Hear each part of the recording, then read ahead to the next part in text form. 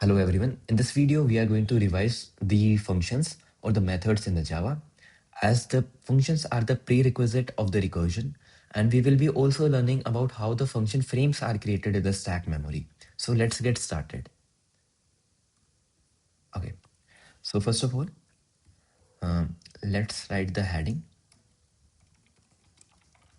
of the functions. Okay.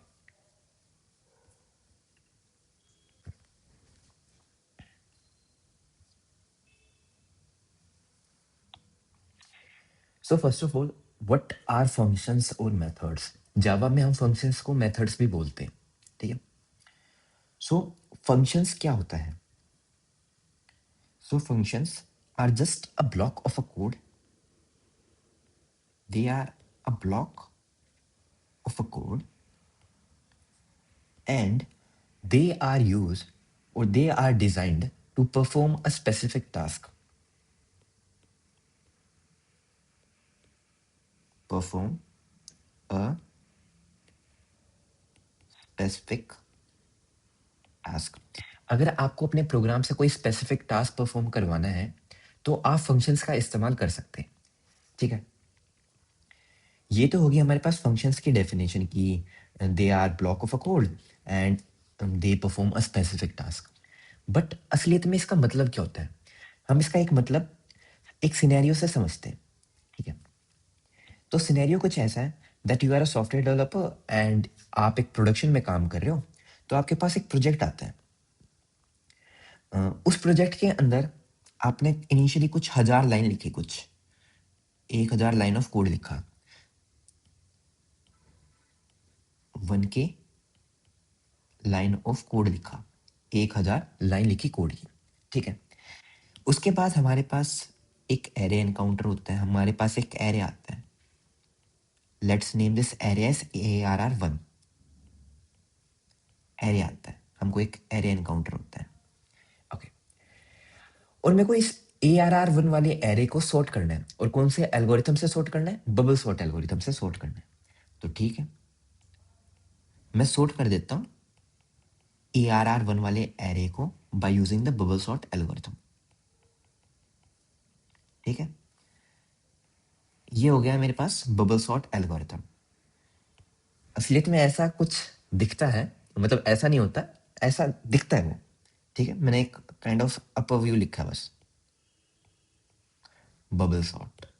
Upper view भी नहीं है, बस लिख दिया है, आप समझ जाओ कि एक बबल सॉर्ट का एल्गोरिथम है, ठीक है? अब उसके बाद वापस कुछ हमारे पास 2-3 हजार लाइन ऑफ कोड लिखते हैं, हम 2000-3000 लाइन ऑफ कोड लिखते हैं, 2K लाइन ऑफ कोड लिखा। और उसके बाद हमारे पास फिर से एक एरे एनकाउंटर होता है, हमारे पास फिर से एक एरे आता है। Let's name this array as ARR2, ठीक है? ARR2 हमने एरे का नाम दे दिया, और अब मेरे को इस ARR2 वाले एरे को सॉर्ट करना है, और कौन सा algorithm? Again bubble sort algorithm से ही सॉर्ट करना है,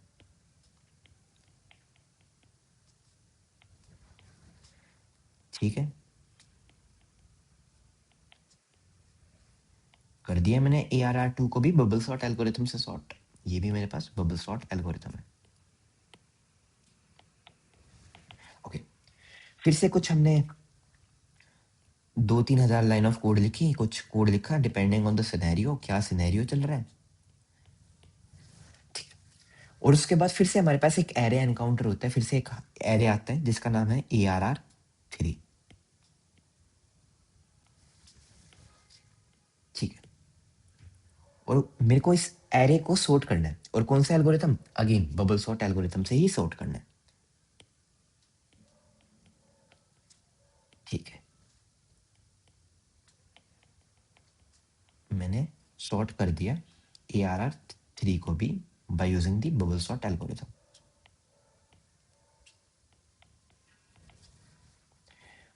और उसके बाद हमारे पास सिनेरियो चलता गया चलता गया चलता गया, हम अपना काम करते गए करते गए करते गए, ठीक है? ये कुछ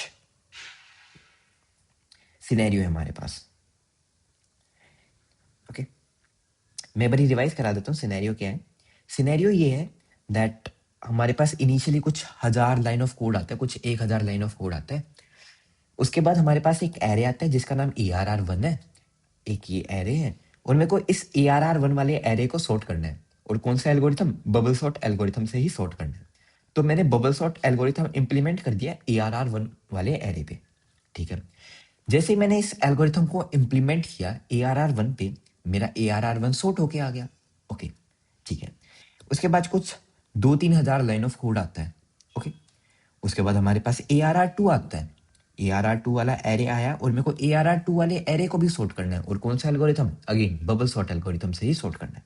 तो मैंने ARR2 पे बबल सॉर्ट एल्गोरिथम इंप्लीमेंट कर दिया, ठीक है, और ARR2 वाला एरे सॉर्ट होके आ गया, ठीक है। फिर से कुछ 2-3 लाइन ऑफ कोड आती है, 2-3 हज़ार लाइन ऑफ कोड आती है, और उसके बाद हमारे पास ARR3 एनकाउंटर होता है, ARR3 आता है। ARR3 को भी हमको सॉर्ट करना है और बबल सॉर्ट एल्गोरिथम से सॉर्ट करना है, तो मैंने ARR3 वाले एरे को भी सॉर्ट कर दिया by using the bubble sort algorithm, ठीक है। ये कुछ सिनेरियो था, ये कुछ हमारे पास सिनेरियो था। अब इस सिनेरियो में हमको कुछ चीजें नोटिस करनी है, ठीक है, कुछ प्रॉब्लम्स नोटिस करनी है इस सिनेरियो में जो हमको मिल रही है, ठीक है। तो प्रॉब्लम्स क्या है, मैं लिख देता हूं प्रॉब्लम्स। तो प्रॉब्लम्स क्या है, जो पहली चीज हमको नोटिस करनी है वो ये है कि इस प्रोग्राम के अंदर रिडंडेंसी है, डुप्लीकेसी है, इस प्रोग्राम के अंदर, इस प्रोग्राम के अंदर डुप्लीकेसी है, डुप्लीकेसी है इस प्रोग्राम के अंदर। कैसे डुप्लीकेसी है, देखिए, मैंने बबल सॉर्ट का एल्गोरिथम यहां पे भी लिखा, मैंने बबल सॉर्ट का एल्गोरिथम यहां पे भी लिखा, मैंने बबल सॉर्ट का एल्गोरिथम यहां पे भी लिखा, मैंने 3 बारी तो बबल सॉर्ट का एल्गोरिथम लिख ही दिया। और कल को मेरे पास array 4 या array 5 आता है और मेरे को उनको भी सॉर्ट करना है, तो मैं वहां पे भी बबल सॉर्ट का एल्गोरिथम लिखूंगा, और एग्जैक्ट सेम एल्गोरिथम लिख रहा हूं मैं, एग्जैक्ट सेम, जो यहाँ पे है वो यहाँ पे भी एल्गोरिथम है, वो यहाँ पे भी एल्गोरिथम है, तो एग्जैक्ट सेम एल्गोरिथम लिख रहा हूं। तो इसकी वजह से मेरे पास डुप्लीकेसी इंक्रीज होती जा रही है, ठीक है, डुप्लीकेसी है मेरे प्रोग्राम के अंदर, ठीक। अब मेरे प्रोग्राम के अंदर डुप्लीकेसी है, तो मेरे प्रोग्राम के अंदर लाइन ऑफ कोड भी इंक्रीज होगी, लाइन ऑफ कोड भी इंक्रीज होगी मेरे प्रोग्राम के अंदर, जो मेरे प्रोग्राम में लाइंस आ रही है कोड की वो भी इंक्रीज होगी। कैसे इंक्रीज होगी, मान लीजिए ये बबल सॉर्ट का एल्गोरिथम लेता है 10 लाइन, तो ये भी 10 लाइन लेगा, ये भी 10 लाइन लेगा, क्योंकि एल्गोरिथम तो एल्गोरिथम है, उसको आप चेंज नहीं कर सकते हो। ये भी 10 लाइन लेगा, array 4 को हमको सॉर्ट करना पड़ेगा, उसके लिए भी 10 लाइन चाहिएगी। तो मेरे पास लाइन ऑफ कोड भी इंक्रीज होती जा रही है। दूसरी दिक्कत ये है, तीसरी दिक्कत,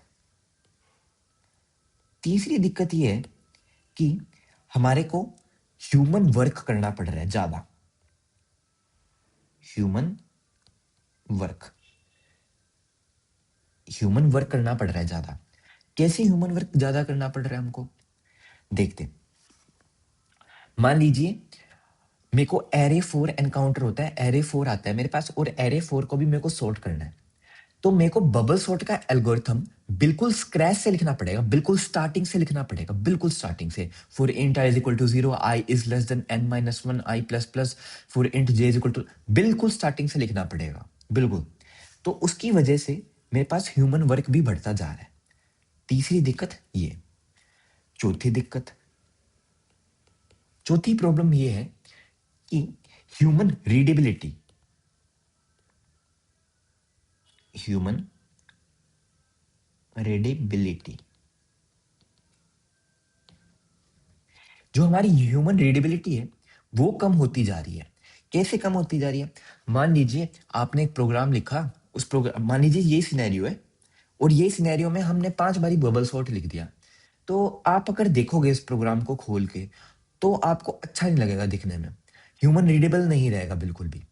तो इसलिए ह्यूमन रीडेबिलिटी भी डिक्रीज होती जा रही है, ठीक है। तो कुछ ऐसा सिनेरियो है, कुछ ऐसी ये 4 दिक्कतें हैं यहाँ पे। डुप्लीकेसी, डुप्लीकेसी है, लाइन ऑफ कोड इंक्रीज हो रही है डुप्लीकेसी की वजह से, ह्यूमन वर्क इंक्रीज हो रहा है, ह्यूमन रीडेबिलिटी डिक्रीज हो रही है। तो ये कुछ 4 प्रॉब्लम है। अब फंक्शंस क्या बोलते हैं, अब फंक्शन इसको,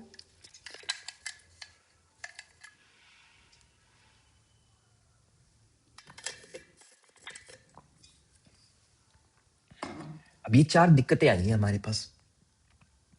अब इन चारों दिक्कतों को ओवरकम कैसे करा जाए? इन चारों दिक्कतों को ओवरकम करता है हमारे पास फंक्शंस। इन चारों चीजों को ओवरकम करेगा फंक्शंस। वैसे तो अगर देखा जाए तो ये डुप्लीकेसी की वजह से ना ये लाइन ऑफ कोड भी इंक्रीज हो रहा है, ये ह्यूमन वर्क भी इंक्रीज हो रहा है, ये ह्यूमन रीडेबिलिटी कम होती जा रही है।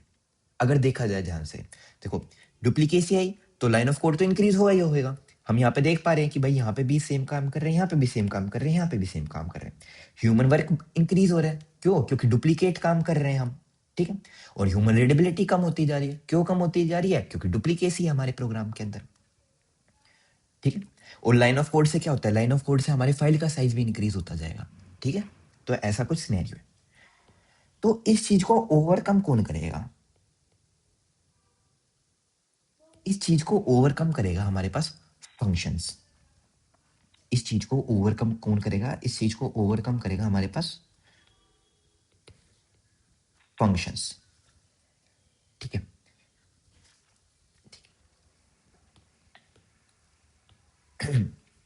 अब फंक्शंस इसको ओवरकम कैसे करेगा? फंक्शंस बोलते हैं फंक्शंस बोलते हैं कि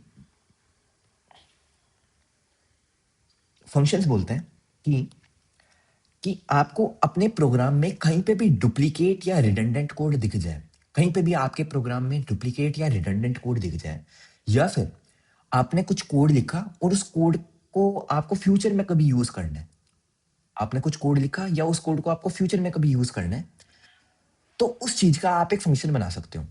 या तो रिडंडेंट कोड दिख जाए, देखो यहाँ पे क्या है, हमारे पास रिडंडेंट कोड है, तो हम यहाँ पे एक फंक्शन क्रिएट कर सकते हैं। या फिर आपने कुछ टास्क परफॉर्म किया और यही टास्क को आपको फ्यूचर में परफॉर्म करना है, और देखो हम फ्यूचर में परफॉर्म कर रहे हैं यही टास्क को। हमने यहाँ पे बबल सॉर्ट का टास्क परफॉर्म किया और यही टास्क हमको फ्यूचर में परफॉर्म करना था, देखो यहाँ पे भी परफॉर्म करना था, यहाँ पे भी परफॉर्म करना था।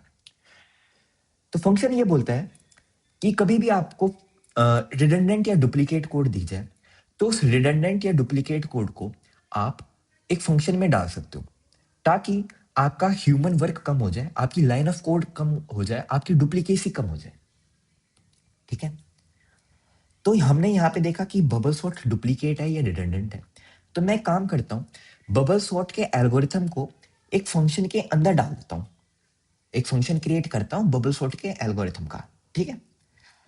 तो ठीक है, मैं करता हूँ क्रिएट। तो मान लीजिए मैंने एक फंक्शन क्रिएट किया, फंक्शन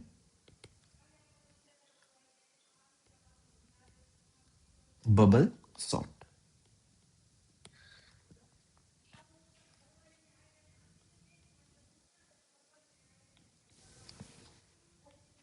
ओके। तो ये तो मैंने एक क्रिएट कर दिया एक फंक्शन।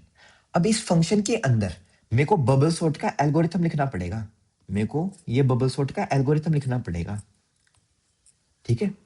तो मैं इसका एल्गोरिथम लिख देता हूं यहां पे, ठीक है।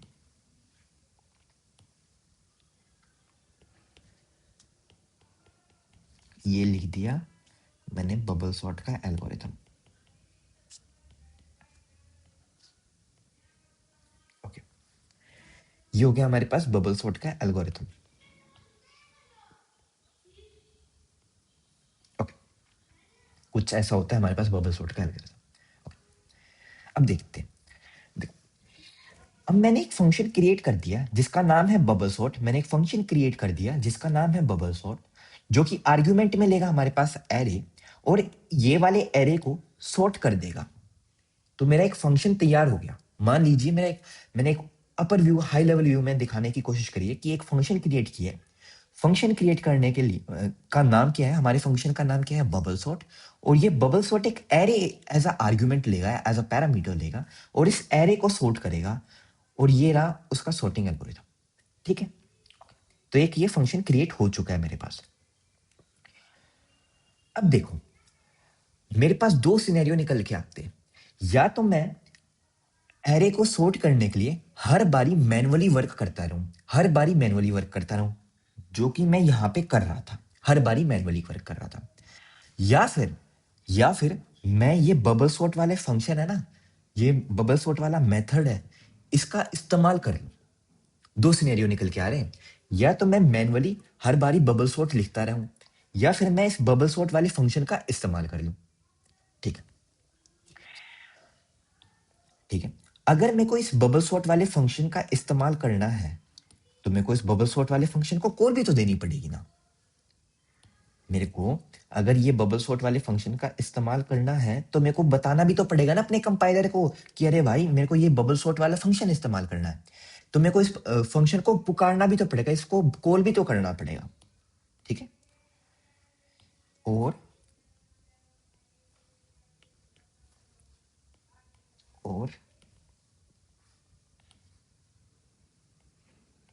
बबल सॉर्ट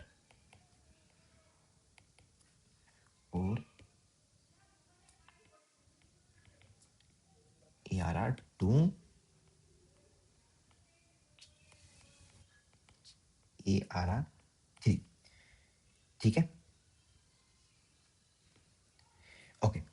देखो दो सिनेरियो है, या तो हर बारी मैं मैनुअली लिखता रहूं, या फिर मैं इस फंक्शन का इस्तेमाल कर लूं। कौन से वाले फंक्शन का? बबल सॉर्ट वाले फंक्शन का इस्तेमाल कर लूं। और कैसे इस्तेमाल होगा? By using the function call. ये मेरी फंक्शन कॉल है, ये भी मेरी एक फंक्शन कॉल है, ये भी मेरी एक फंक्शन कॉल है। ठीक है, या तो मैं इस फंक्शन का इस्तेमाल कर लूं by using the function call, या फिर मैं मैनुअली लिखता रहूं। तो ऑब्वियसली मैंने एक बारी इसका फंक्शन बना दिया है, एक बारी मैंने बबल सॉर्ट एल्गोरिथम का फंक्शन बना दिया है, तो मैं इसका इस्तेमाल नहीं करूंगा क्या? मैं तो हमेशा इसका इस्तेमाल करूंगा। क्यों इस्तेमाल करूंगा? क्योंकि हर बारी मेरे को मैनुअल वर्क करना पड़ रहा था, यहाँ पे हर बारी मैनुअल वर्क करना पड़ रहा था, बट और मेरे को यहाँ पे 10 लाइन का कोड लिखना पड़ रहा था, और यहाँ पे बस मेरे को एक लाइन का कोड लिखना है और तुरंत होके आ जाएगा मेरे पास आंसर। तो ऑब्वियस ही बात है, मैं हमेशा एक फंक्शन कॉल का प्रेफर दूंगा as compare to this manual work. ठीक है, हमेशा मैं एक फंक्शन कॉल को प्रेफर दूंगा। ओके, इसलिए हम इस्तेमाल करते हैं फंक्शंस, ये मैनुअल वर्क को अवॉइड करने के लिए, ये मैनुअल वर्क को अवॉइड करने के लिए, इसको अवॉइड करने के लिए। ठीक है, और इसको प्रेफर करने के लिए। ओके, एक चीज, ये जो फंक्शन कॉल है, अगर मान लिया जाए कि मैंने एक फंक्शन बना दिया, बबल सॉर्ट करके एक फंक्शन बना दिया, मान लो ये एक फंक्शन बनके तैयार हो चुका है, अगर मैं फंक्शन कॉल नहीं लगाऊंगा तो ये फंक्शन को पता ही नहीं चलेगा कि कब मैं इन्वोक हुआ हूं, कब मेरा काम शुरू हुआ है। तो फंक्शन कॉल लगानी पड़ती है फंक्शन को बताने के लिए कि भाई तेरा काम शुरू हो चुका है। तो फंक्शन कॉल तो लगानी ही पड़ेगी, बिना फंक्शन कॉल लगाए तो आपके कंपाइलर को पता ही नहीं चलेगा कि कब मेरे को एरे को सॉर्ट करना है। ठीक है, अपने कंपाइलर को बताने के लिए आपको एक फंक्शन कॉल लगानी जरूरी होती है। मैं अच्छी ढंग से बताऊंगा इस चीज को, ठीक है, टेंशन ना लो।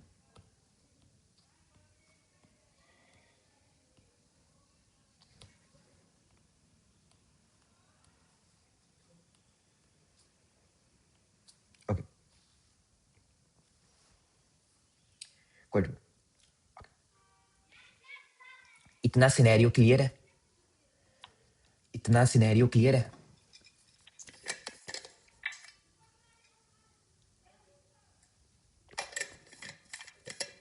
अगर इतना सिनेरियो क्लियर है,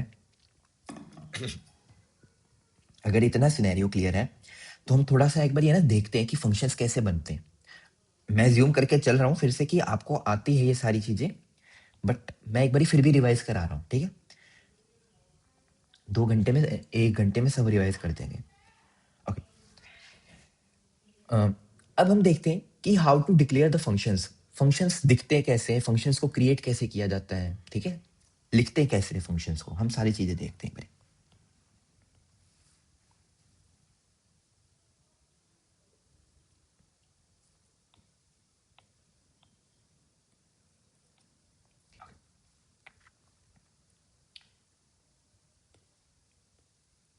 how to declare the functions, how to create the functions या how to declare the functions, जो भी है। ठीक है, ओके, हमको कुछ रूल फॉलो करना पड़ता है, जावा में कुछ रूल्स फॉलो करने पड़ते हैं, हर प्रोग्रामिंग लैंग्वेज में हमको कुछ रूल्स फॉलो करने पड़ते हैं अगर हमको फंक्शन से डिक्लेयर करना है या कुछ भी काम करना है। हमको कुछ एक सिस्टमैटिक रूल्स फॉलो करने पड़ते हैं। तो जावा में भी हमको कुछ रूल्स फॉलो करने होते हैं, ठीक है। क्या होते हैं वो रूल्स? ओके, सबसे पहला जो चीज आती है जब हमको फंक्शंस लिखने होते हैं, तो सबसे पहली जो चीज आती है वो होती है एक्सेस मॉडिफायर। सबसे पहले जो चीज आती है वो होती है एक्सेस मॉडिफायर।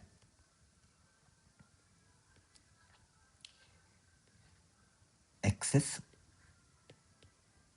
मोडिवेट, सबसे पहले जो चीज आती है हमारे पास एक्सेस मॉडिफायर्स।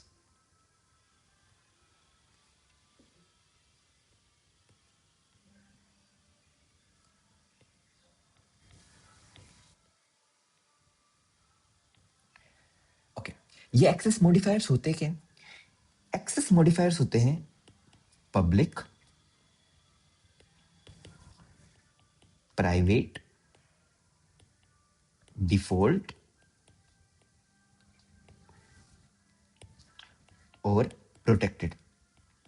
ये कुछ एक्सेस मॉडिफायर्स होते हैं, ठीक है। और ये होते क्या है, ये चीज मैं नहीं बताऊंगा क्या होते हैं ये। अगर आपको जानना है, वैसे जानने की कोई ज़रूरत नहीं है, मतलब इनिशियली अगर आपको फंक्शंस या रिकर्जन पढ़ना है तो जानने की इतनी ज़रूरत नहीं है आपको। अगर आपको फिर भी जानना है तो आप ऊप्स के कंसेप्ट पढ़ सकते हो, वहाँ पे पता चल जाएगा आपको what are these access modifiers, ठीक है। मैं उसको ये वीडियो में नहीं बताऊंगा, ओके। तो सबसे पहले आते हैं हमारे पास एक्सेस मॉडिफायर, ठीक है। सबसे पहले आते हैं एक्सेस मॉडिफायर्स, और क्या क्या होते हैं? Public, private, default, protected. ये कुछ 4 एक्सेस मॉडिफायर्स होते हैं हमारे पास। दूसरी चीज जो हमारे पास आती है वो आती है कीवर्ड, स्टैटिक कीवर्ड।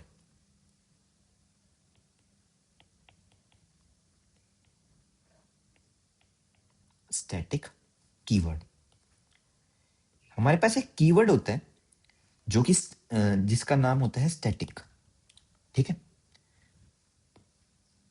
और स्टैटिक कीवर्ड क्या होता है? स्टैटिक कीवर्ड क्या होता है? ये भी एक कुछ मेमोरी मैनेजमेंट के लिए यूज होता है। ये भी मैं आपको नहीं बताऊंगा कि what is a static keyword. आपको अगर पढ़ना है तो आप ऊप्स के कंसेप्ट में इसको पढ़ सकते हैं, and it is very important concept. Static बहुत इंपॉर्टेंट कंसेप्ट होता है, मेमोरी मैनेजमेंट के लिए बहुत ज़्यादा यूज होते हैं।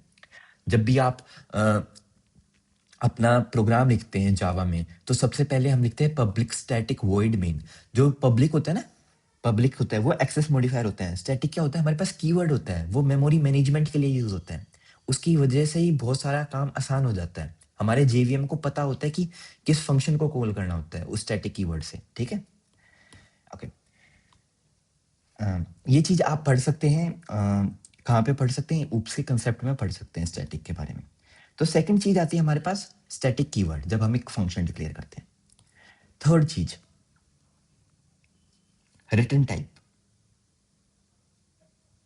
रिटर्न टाइप, रिटर्न टाइप क्या होता है?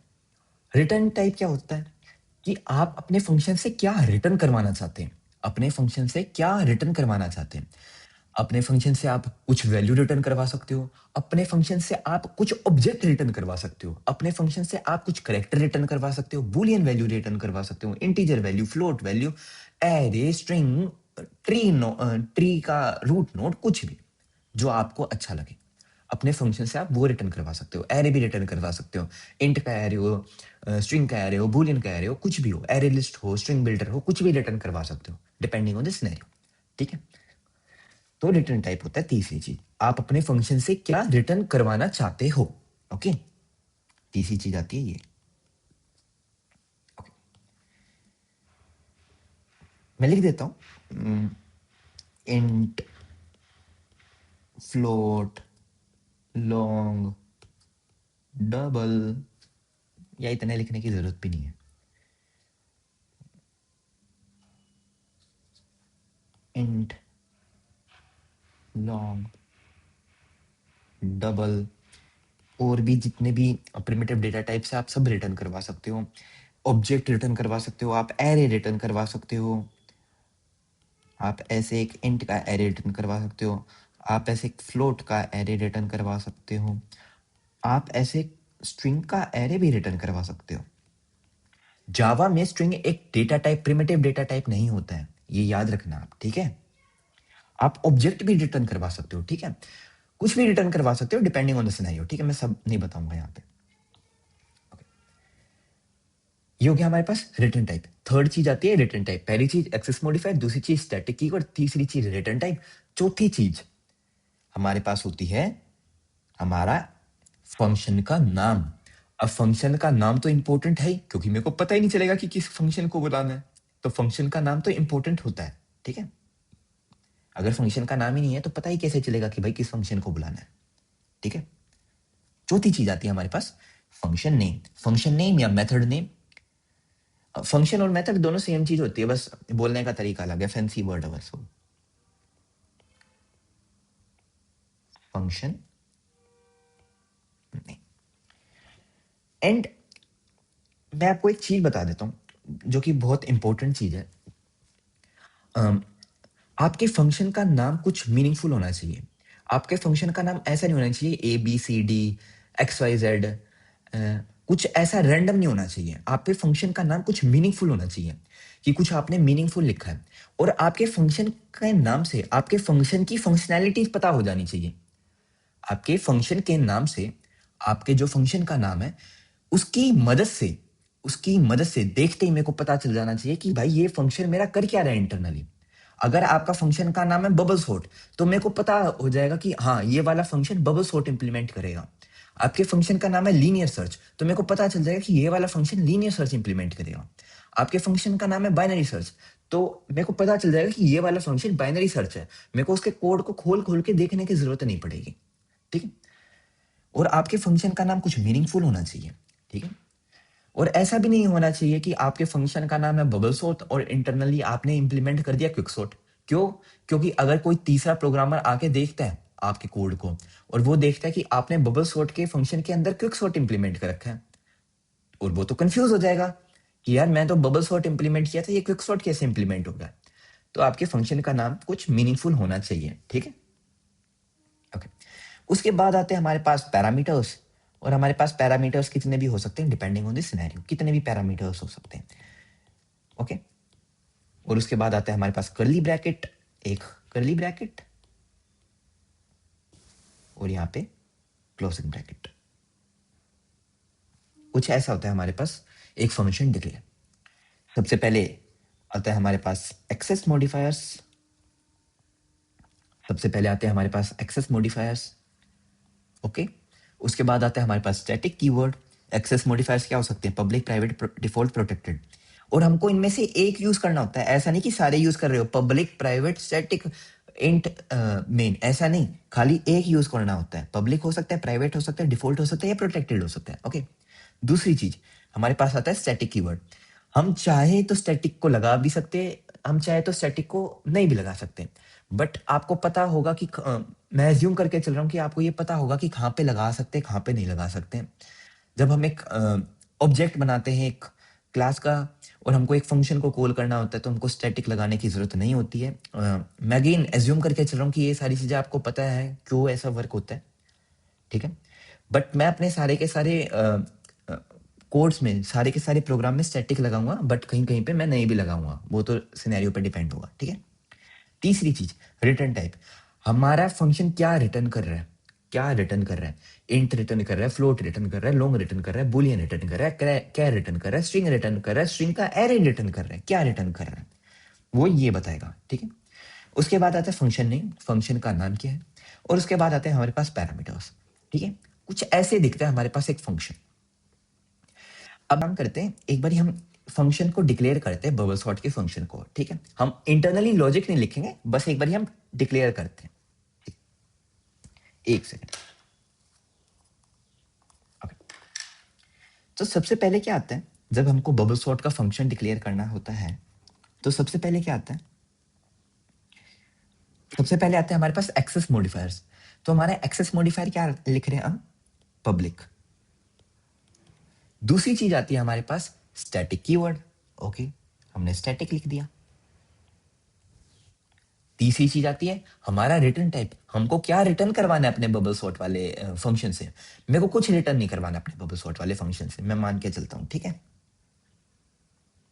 तो वॉइड, ठीक है, रिटर्न टाइप क्या है? वॉइड। अगर आपको कुछ भी रिटर्न नहीं करवाना होता है ना अपने फंक्शन से, तो आप वॉइड लिखते हो, ठीक है। अगर कुछ रिटर्न कराना है तो आपको स्पेसिफाई कराना पड़ेगा कि मैं इंट रिटर्न करा रहा हूं या लॉन्ग रिटर्न करा रहा हूं। बट आपको कुछ भी रिटर्न नहीं करवाना अपने फंक्शन से, तो आप बस और बस वॉइड लिख सकते हो, VOID, वॉइड, ठीक है। उसके बाद आता है हमारे पास फंक्शन नेम। जावा में हम कैमल केस फॉलो करते हैं, बबल सॉर्ट। ये कैमल केस क्या होता है? कैमल केस एक लिखने का ढंग है, एक जरिया है। क्या होता है उसके अंदर? जो कैमल केस होता है उसके अंदर जो पहला वर्ड होता है उसके अंदर सारे लेटर स्मॉल लेटर्स में होंगे, कैपिटल लेटर में कोई लेटर नहीं होगा। और जो हमारा सेकंड वर्ड होता है उसके अंदर हमारा फर्स्ट जो लेटर होता है वो कैपिटल होता है, ठीक है। ऐसा होता है, फर्स्ट वर्ड में कोई भी लेटर कैपिटल नहीं होगा, सेकंड वर्ड में हमारा जो पहला लेटर होगा वो कैपिटल होगा, ठीक है। और इनके बीच में कोई गैप नहीं होता, ठीक है। हम इसलिए इसको सेकंड वाले वर्ड को कैपिटल लिखते हैं, क्योंकि हमको पता चल जाए सेकंड वाले वर्ड के फर्स्ट लेटर को कैपिटल इसलिए लिखते हैं ताकि हमको पता चल जाए कि हमारा सेकंड वर्ड शुरू हो चुका है। और ये पूरा कॉन्टिन्यूस होता है। मैं फिर एज्यूम करके चल रहा हूँ, ये सारी चीजें आपको पता है, बस मैंने तो एड ऑन करके बता दिया आपको। Okay, quite good. Access modifier, static keyword, return type, function का नाम। बबल सॉर्ट हो गया हमारे फंक्शन का नाम। फिर आते हैं हमारे पास आर्ग्यूमेंट। हमारे पास आर्ग्यूमेंट में क्या आएगा? आर्ग्यूमेंट में वो चीज आती है जिसके ऊपर हमारे फंक्शन को कुछ काम करना होता है। अभी हमको एक एरे के ऊपर काम करना था, तो आर्ग्यूमेंट में एक एरे आएगा हमारे पास, ठीक है। तो हमारे पास एक एरे आ गया, एरे, ओके। और यहाँ पे मैंने कुछ कर्ली ब्रैकेट ओपन लिखा, यहाँ पे मैंने कर्ली ब्रैकेट क्लोज किया, और यहाँ पे मैंने कुछ लॉजिक लिख दिया। तो ऐसे कुछ हम अपना एक फंक्शन को डिक्लेयर करते हैं जावा के अंदर। कुछ ऐसा दिखता है, उसकी बॉडी ऐसे दिखती है। और यहाँ पे क्या आता है? यहाँ पे हमारे पास लॉजिक आता है, ओके, क्वाइट गुड। तो अब हम एक काम करते हैं, हम दो तीन छोटे छोटे से एक बार ये ना प्रोग्राम लिखते हैं। हम एक बार ये ना वर्क करते हैं, एक बार ये ना कोड करके देखते हैं कि कैसे दिखते हैं, ठीक है। तो हमारे पास जो पहली चीज है, हमारे पास जो पहली चीज है वो है कि जो एक क्वेश्चन है, write a function to add two numbers. Write a function to add two numbers. And second question है, write a function to subtract two numbers. ठीक है, हमारे पास ये दो क्वेश्चन है। पहला क्वेश्चन है write a function to add two numbers, और सेकंड क्वेश्चन है write a function to subtract two numbers, ठीक है। हमको एक फंक्शन के अंदर ही दोनों चीजों को इंप्लीमेंट करना है, ठीक है, ओके।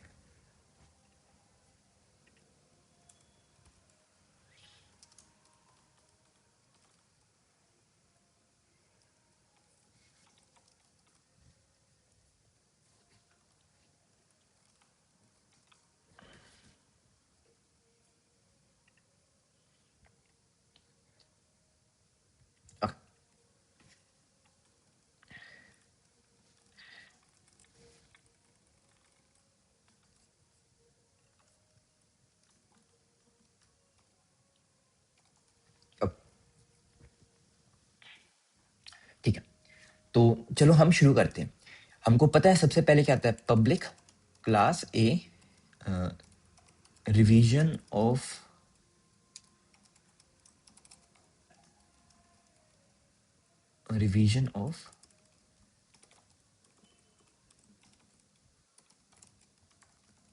ठीक है।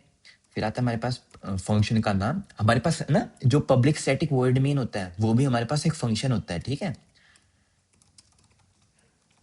और ये हमारे पास एक ड्राइवर फंक्शन होता है पब्लिक स्टैटिक वॉइड मेन,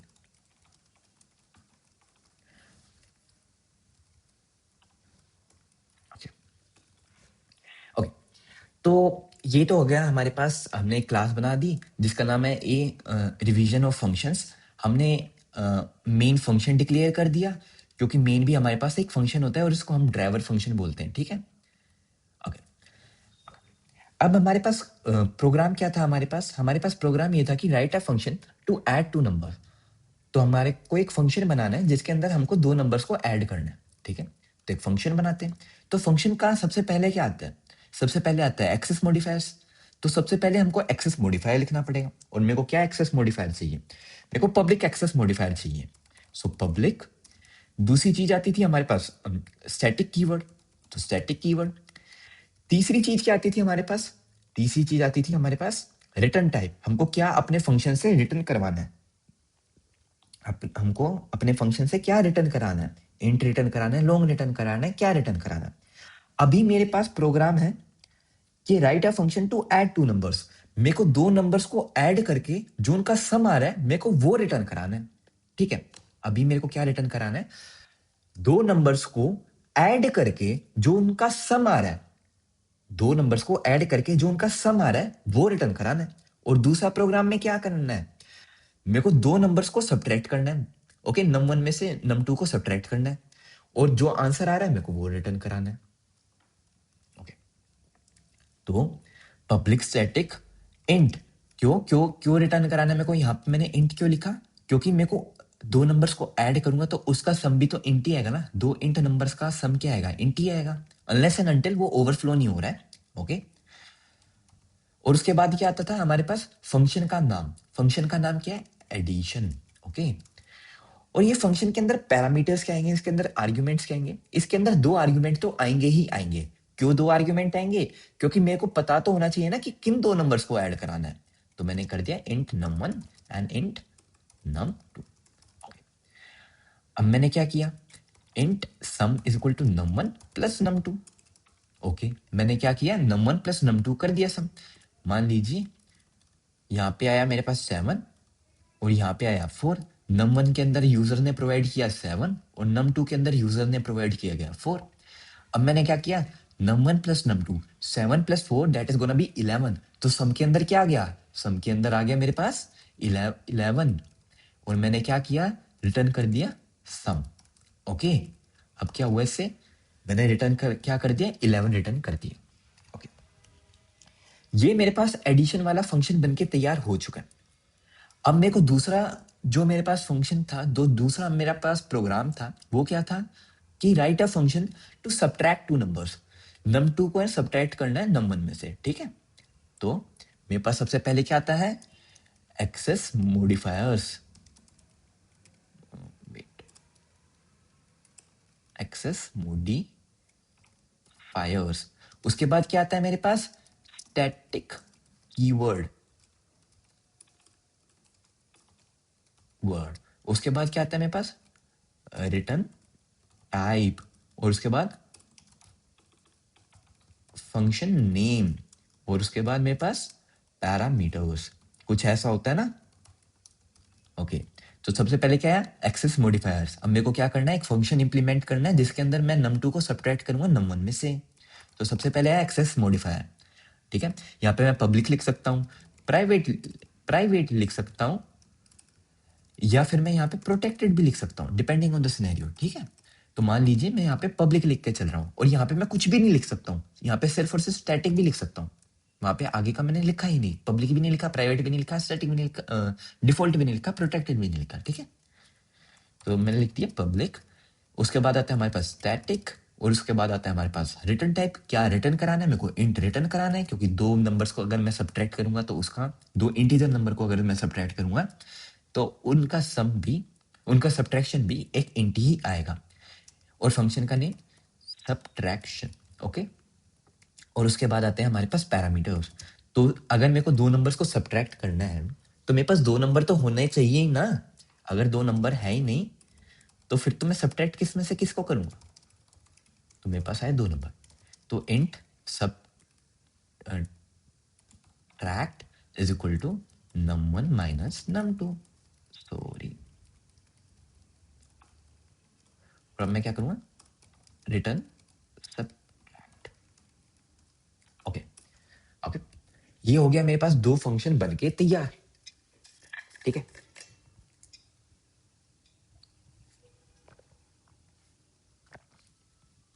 ये हो गया मेरे पास 2 फंक्शन बन के तैयार।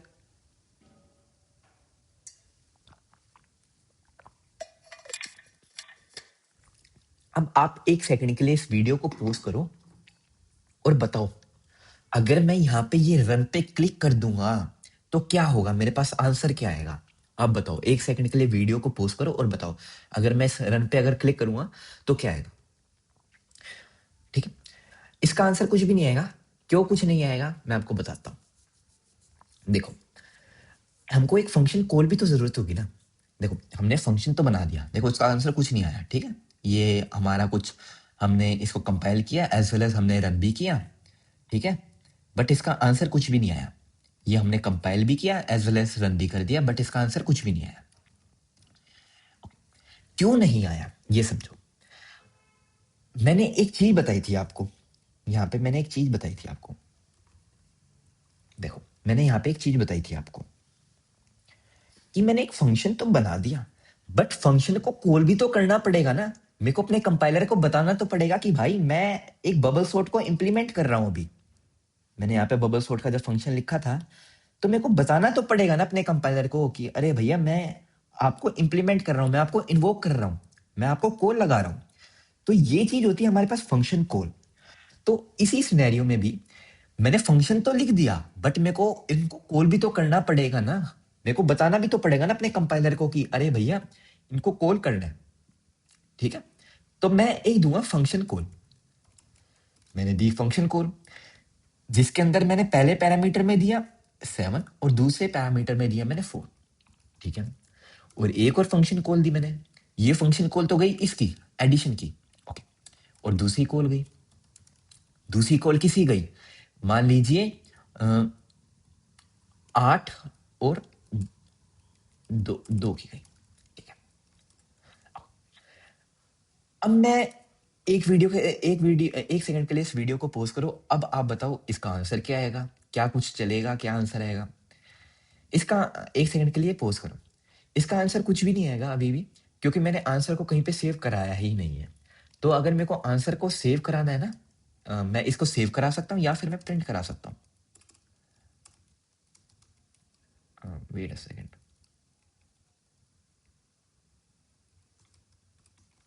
ओके, अब इसका आंसर आएगा। अब मैं जब इसको रन करूंगा, जब इसका आंसर आएगा। ठीक है, 7+4 क्या होता है, 11 होता है, और 8-2 क्या होता है, 6 होता है। ठीक है, ऐसा कुछ होता है। इतनी बात क्लियर है, आपको पता हो गया कि फंक्शन को कैसे डिक्लेयर करते हैं।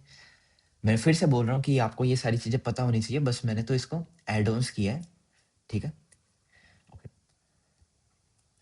अब एक चीज पढ़ते हैं हम, जो कि बहुत इंपॉर्टेंट चीज है, बहुत ज्यादा इंपॉर्टेंट चीज है, हद से ज्यादा इंपॉर्टेंट चीज है, जिसके लिए आज हम इस क्लास में आए हैं कि what happens when I give a function call. जब मैं एक फंक्शन कॉल लगाता हूँ, जब मैंने इस एडिशन फंक्शन की फंक्शन कॉल लगाई है, जब मैंने इस चीज को कॉल किया है, एडिशन फंक्शन को कॉल किया है, तो इंटरनली क्या होता है, इंटरनली कैसी चीजें वर्क होती है, ये बहुत ज्यादा इंपॉर्टेंट है, बहुत ज्यादा इंपॉर्टेंट है। ठीक है, आज हम इसको पढ़ते हैं। अब इसको पढ़ेंगे। ठीक है,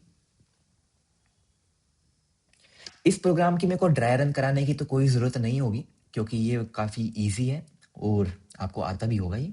तो ठीक है, बट मैं इसकी इंटरनल वर्किंग समझाता हूँ आपको। ठीक है, देखो,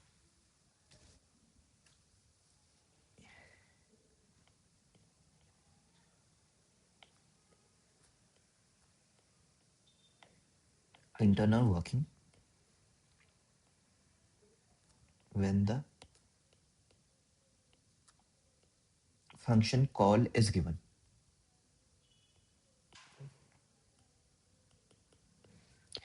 इंटरनल वर्किंग अंदर ही अंदर क्या होता है जब एक फंक्शन कॉल जाती है। ठीक है, जब एक यूजर एक फंक्शन कॉल देता है, ठीक है, क्या होता क्या है? इस चीज से पहले मैं आपको एक कंसेप्ट बताना चाहूंगा कैसे इंटरनल वर्किंग जाती है वो एक दूसरी चीज़ है, उसको भी हम पढ़ेंगे। बट उससे पहले मैं आपको एक चीज़ बताना चाहूँगा stack memory and heap memory के बारे में। बहुत इंपॉर्टेंट है, बहुत ज़्यादा इंपॉर्टेंट है। हम पूरे रिकर्जन में तो हम स्टैक मेमोरी के बारे में ही बात करेंगे।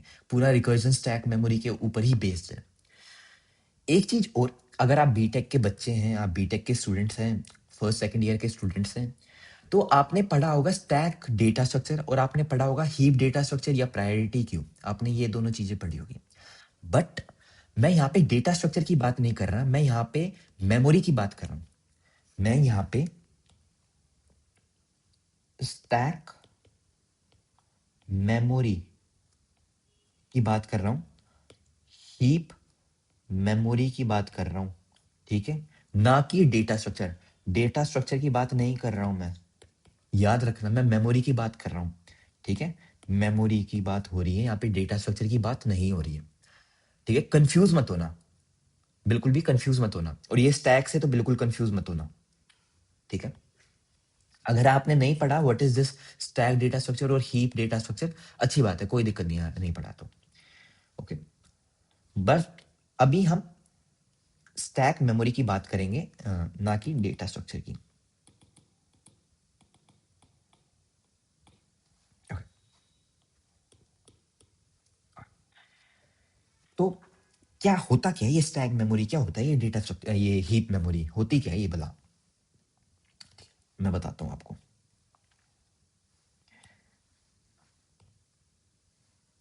देखो स्टैक मेमोरी कुछ ऐसी दिखती है,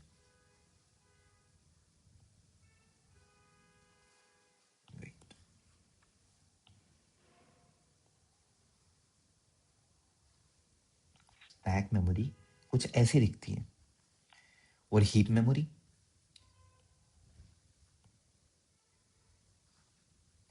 हीप मेमोरी कुछ ऐसे दिखा लो, कुछ कुछ नहीं लिख रहे हम, ठीक है। ये होगी हमारे पास स्टैक मेमोरी, ये होगी हमारे पास हीप मेमोरी, ठीक है। बहुत इंपॉर्टेंट, बहुत ज्यादा ध्यान से सुनना, बहुत ज्यादा, ठीक है।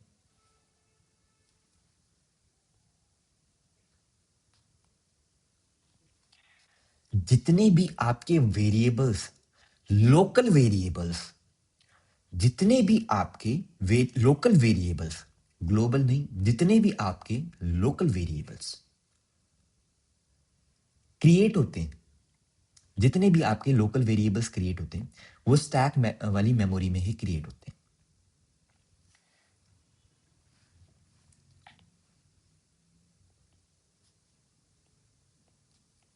लोकल वेरिएबल्स स्टैक वाली मेमोरी में क्रिएट होते हैं। जितने भी आपके एड्रेसेस या रेफरेंस, सारे के सारे स्टैक वाली मेमोरी में स्टोर होते हैं। एड्रेस या रेफरेंस स्टोर होते हैं। थर्ड चीज, जो सबसे इंपॉर्टेंट चीज है, बहुत इंपॉर्टेंट है, जितने भी आपके फंक्शन फ्रेम क्रिएट होते हैं वो स्टैक वाली मेमोरी में क्रिएट होते हैं। फंक्शन फ्रेम्स स्टैक वाली मेमोरी में क्रिएट होते हैं। क्या होते हैं बताऊंगा बाद में बताऊंगा, और आज ही बात करेंगे, बट बहुत इंपॉर्टेंट है ये, इंपॉर्टेंट है, ठीक है, वेरी इंपॉर्टेंट। ये होते क्या है लोकल वेरिएबल्स, ये क्या होते हैं वेरिएबल्स? देखो सबसे पहले क्या होता है, जितने भी आप int ABC, int X, int Y करते हैं, देखो int X is equal to 10, ये आपके वेरिएबल्स हो गए, ठीक है। ये जितने भी है ये स्टैक वाली मेमोरी में क्रिएट हो रहे हैं, ठीक है, ये स्टैक वाली मेमोरी में क्रिएट हो रही है। ओके, रेफरेंसेस, रेफरेंसेस क्या होता है? अगर आपको पता है एड्रेसेस, अगर आप मैं आपको इसके बारे में भी बताता हूँ। रेफरेंसेस क्या होता है, पहले मैं हीप के बारे में बताता हूँ, उसके बाद मैं आपको रेफरेंस बताता हूँ। हीप वाली मेमोरी में क्या होता है? हीप वाली मेमोरी में आपके एक्चुअली में आपका एरे या आपके ऑब्जेक्ट या फिर आपकी स्ट्रिंग, जो भी कह सकते हैं, जितने भी आपके ऑब्जेक्ट क्रिएट होते हैं वहां वो हीप वाली मेमोरी में क्रिएट होते हैं। जितने भी ऑब्जेक्ट क्रिएट होते हैं वो हीप वाली मेमोरी में क्रिएट होते हैं। ऑब्जेक्ट जितने भी होते हैं वो हीप वाली मेमोरी में क्रिएट होते हैं। ठीक है, जो भी चीज आप NEW करके लिखते हो ना, NEW, अगर आप बिगिनर हो तो आपको पता होगा एरे ऐसे कुछ लिखा जाता है, int ARR is equal to new int 10 size का मान लेते हैं। देखो अब ध्यान से सुनना, ये चीज को बहुत इंपॉर्टेंटली देखना। जो भी चीज आप न्यू करके लिखते हो ना, न्यू इंट 10, न्यू में क्या होता है, जैसे आप न्यू करोगे ना तो हीप वाली मेमोरी में मेमोरी अलोकेट हो जाएगी। हीप वाली मेमोरी में मेमोरी अलोकेट हो जाएगी। किसको अलोकेट होगी? इंट 10 एक एरे को अलोकेट हो जाएगी जिसका साइज 10 है। तो हीप वाली मेमोरी में अगर देखा जाए ना, इस सिनेरियो को पकड़ के चलें, तो हीप वाली मेमोरी में 10 साइज का एक एरे क्रिएट हो जाएगा। ठीक है, न्यू इंट 10, इस चीज से ये हुआ। और मान लिया जाए आपको पता है एक बेस एड्रेस करके चीज होती है, बेस एड्रेस करके चीज होती है जो कि एरे की स्टार्टिंग इंडेक्स को पॉइंट आउट करते हैं।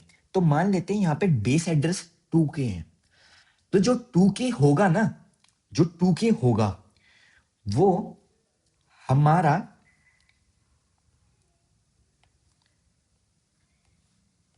यहां पे स्टोर होगा स्टैक वाली मेमोरी में। मैंने पता है थोड़ा बहुत एकदम से पढ़ा दिया, मैं फिर से बताता हूं इसको। देखो इतनी बात क्लियर है। आपको ये भी पता होगा कि हमेशा राइट हैंड साइड चलती है।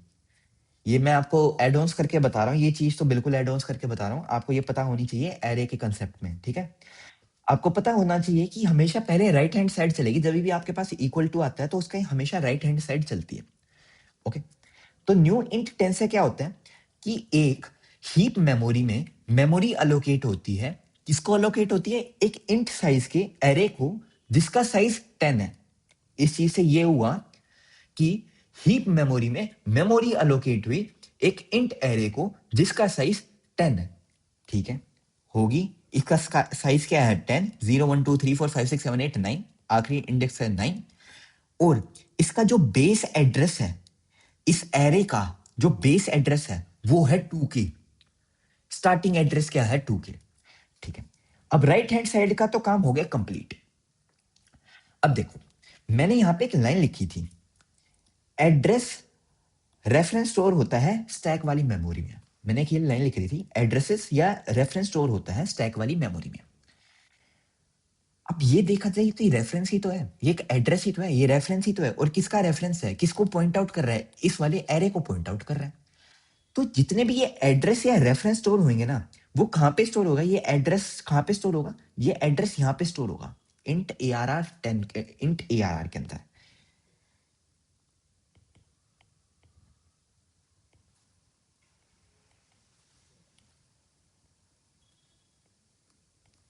ठीक है, इतनी बात क्लियर है। और ये क्या है? ये एक वेरिएबल है, ये पता है एक वेरिएबल है। और ये वेरिएबल किस टाइप का है? एक वेरिएबल है जिसका नाम ARR है। और ये किस टाइप का है? ये किस टाइप की वैल्यू स्टोर करेगा? एक ये इंटीजर की एरे वाली वैल्यू स्टोर करेगा, इंटीजर एरे की वैल्यू स्टोर करेगा। ठीक है, ये एक एड्रेस स्टोर करेगा। और कौन सा एड्रेस होगा? वो इंटीजर का एक एड्रेस होगा, इंटीजर टाइप का एड्रेस होगा। ठीक है, ये चीज एक इंटीजर एड्रेस स्टोर करेगी। ठीक है, एक ये पूरा एक वेरिएबल है जिसका नाम ARR है और ये एक इंटीजर एड्रेस स्टोर करेगा। ठीक है, एक एरे का इंटीजर एक एरे का जो कि इंटीजर टाइप का है उसका एड्रेस स्टोर करेगा। ठीक है, तो ठीक है, मैंने इसको स्टोर कर दिया। हमको पता है जितने भी लोकल वेरिएबल्स होते हैं वो सारे के जितने भी वेरिएबल्स होते हैं वो सारे के सारे स्टैक वाली मेमोरी में क्रिएट होते हैं, और साथ के साथ रेफरेंसेस स्टोर होते हैं स्टैक वाली मेमोरी में। ठीक है, तो मैंने स्टोर कर लिया रेफरेंसेस। अब इस वाली रेफरेंस की मदद से मैं इस वाले एरे को पॉइंट आउट कर सकता हूँ। ठीक है, इतनी बात आपको ये क्लियर होगी। ठीक है, और हीप वाली मेमोरी में क्या होता है, हीप वाली मेमोरी में सारी के सारी जो भी चीज हम न्यू करके लिखते हैं ना, बेशक हम किसी चीज का ऑब्जेक्ट बनाए, एरे हो, स्ट्रिंग बिल्डर हो, एरे लिस्ट हो, रूट नोड हो, किसी क्लास का हम ऑब्जेक्ट बनाए, सारी की सारी चीजें हमारे पास हीप वाली मेमोरी में ही क्रिएट होती हैं। Okay okay, quite good. अगर आपको ये चीज क्लियर होगी है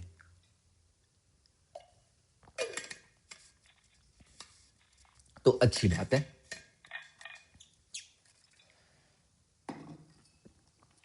अगर नहीं क्लियर है तो आप एरे ए बारी जाके पढ़ो, क्योंकि एरे में ये चीज आती है, जावा में एरे कैसे वर्क करता है तो आपको ये पता चलेगा। ठीक है, मेरा मेन मोटिव क्या है यहाँ पे, मेरा मेन मोटिव ये था, ये तो मैंने एड ऑन्स करे हैं, फिर से मैं बोल रहा हूँ, मेरा मेन मोटिव यहाँ पे ये है कि मैं आपको ये पढ़ाऊँ, दिस फंक्शन फ्रेम्स, ये बहुत इंपॉर्टेंट है, हद से ज्यादा इंपॉर्टेंट है।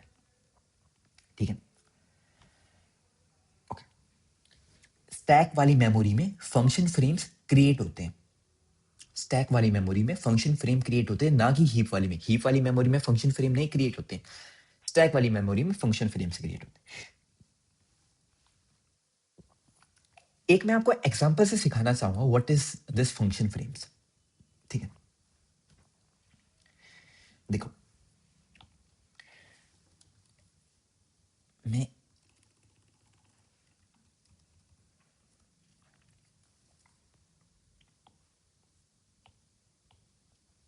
ओ नो, ये तो ज्यादा ही कुछ हो गया। Wait,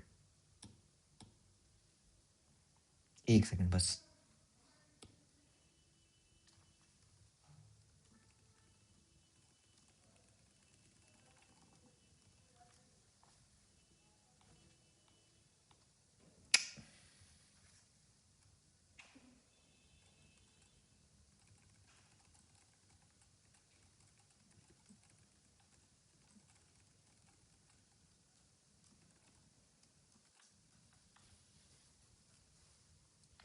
wait,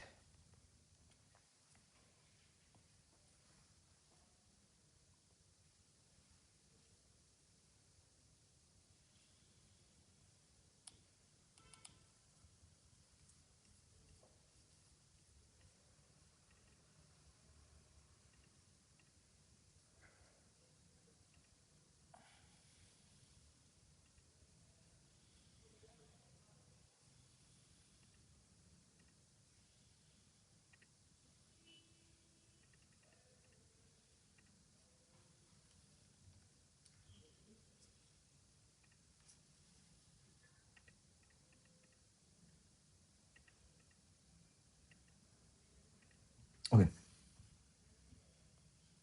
quite good.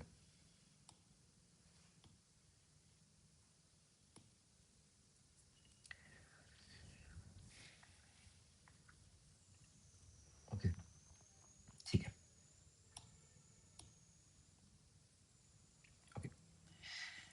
अब एक बारी हम इस चीजों को देखते हैं, थोड़ा सा ना इन चीजों को देखते हैं। ठीक है, ओके, इन चीजों को एक बारी देखते हैं। ये ना मैंने कोड को है ना कॉपी पेस्ट किया, एग्जैक्ट सेम कोड है यहाँ पे जो कोड था वो भी यहाँ पे एग्जैक्ट सेम कोड है। ठीक है, देखो होगा क्या, हमको पता है स्टैक वाली मेमोरी में सारे के सारे वेरिएबल्स क्रिएट होते हैं। ठीक है, तो मैं एक काम करता हूँ, मैं एक स्टैक वाली मेमोरी क्रिएट कर देता हूँ, मैं एक स्टैक वाली मेमोरी क्रिएट कर देता हूँ।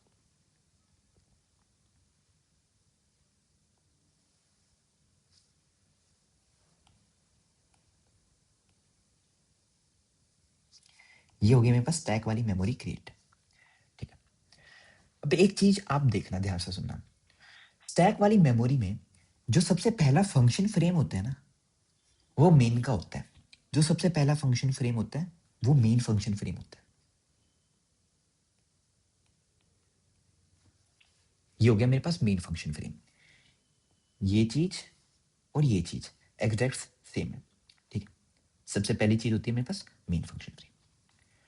हमको पता है जितने भी वेरिएबल्स या रेफरेंस स्टोर होते हैं वो स्टैक वाली मेमोरी में स्टोर होते हैं। यहाँ पे वेरिएबल्स क्या है, एक्स है, वाई है, एक्स वाई, ये मेरे पास वेरिएबल्स है। जितने भी वेरिएबल्स स्टोर होते हैं वो स्टैक वाली मेमोरी में स्टोर होते हैं, ठीक है। तो मैंने क्या किया, वेट, वेरिएबल्स स्टोर होते हैं स्टैक वाली मेमोरी में। Int X is equal to 10, int Y is equal to 12। Clear है? अब आप एक सेकंड के लिए भूल जाओ, इस सिनेरियो के लिए भूल जाओ कि मैंने यहाँ पे कमेंट्स भी लगा रखे थे, ठीक है। कमेंट्स नहीं लगा रखे। अब देखो ध्यान से, अब बहुत ज्यादा इंपॉर्टेंट है, बहुत ज्यादा ध्यान से देखना, ठीक है। जब एक लाइन बोलूंगा, जब मैं एक फंक्शन की कॉल लगाता हूं ना तो स्टैक वाली मेमोरी में एक नया फंक्शन फ्रेम क्रिएट होता है। ये मेरे पास स्टैक मेमोरी है। जब मैं एक फंक्शन की कॉल लगाता हूं, फंक्शन को लगाता हूं तो स्टैक वाली मेमोरी में एक नया फंक्शन फ्रेम क्रिएट होता है। जब मैं एक फंक्शन कॉल लगाता हूं, एक फंक्शन की कॉल लगाता हूं, ये मेरी एक फंक्शन की कॉल जा रही है, जब भी मैं एक फंक्शन कॉल लगाता हूं तो स्टैक वाली मेमोरी में एक नया फंक्शन फ्रेम क्रिएट होता है। और वो फंक्शन फ्रेम कहां पे क्रिएट होता है, on the top of the stack, stack के टॉप पे, स्टैक के टॉप पे ये चीज भरी हुई है तो स्टैक का टॉप क्या हो गया, ये हो गया स्टैक का टॉप। अब ठीक है, तो मेरे पास एक नया फंक्शन फ्रेम क्रिएट हुआ, ठीक है। उस फंक्शन फ्रेम का नाम क्या होगा, कुछ ऐसा, एडिशन फंक्शन फ्रेम का नाम होगा। जो हमारे पास नाम होता है ना फंक्शन का, उससे ही हमारे पास एक नया फंक्शन फ्रेम क्रिएट होता है, ठीक है। जैसे ही ये फंक्शन कॉल गई तो मेरे पास ये वाला फंक्शन चलेगा। am I right? बिल्कुल सही हूं मैं, ठीक है। और मेरे पास स्टैक वाली मेमोरी में एक नया फंक्शन फ्रेम भी क्रिएट होगा और ये वो फंक्शन फ्रेम क्रिएट हो गया, ठीक है। अब देखो, जो मैंने आर्ग्यूमेंट भेजे थे 7, जो मैंने आर्ग्यूमेंट भेजे थे, यहां पे आर्ग्यूमेंट क्या था, 7 4, तो यहां पे भी क्या आर्ग्यूमेंट आएंगे, 7 4। तो num1 के अंदर आर्ग्यूमेंट क्या आया, num1 में आया 7 और num2 के अंदर क्या आया 4। am I right? हाँ बिल्कुल ठीक, 7 4, okay, 7 4, okay, 7 4, okay, quite good, ठीक है। देखो, अब देखो दूसरी लाइन, दूसरी लाइन। अब मेरे पास चली ये वाली line, int sum is equal to, int sum is equal to num1 plus num2। num1 के अंदर 7 है, num2 के अंदर 4 है, तो सम के अंदर क्या आ गया भैया, 7 plus 4 that is gonna be 11। तो सम के अंदर क्या आ गया 11, sum is equal to 7 plus 4 that is gonna be 11, ठीक है। सम के अंदर आ गया मेरे पास 11।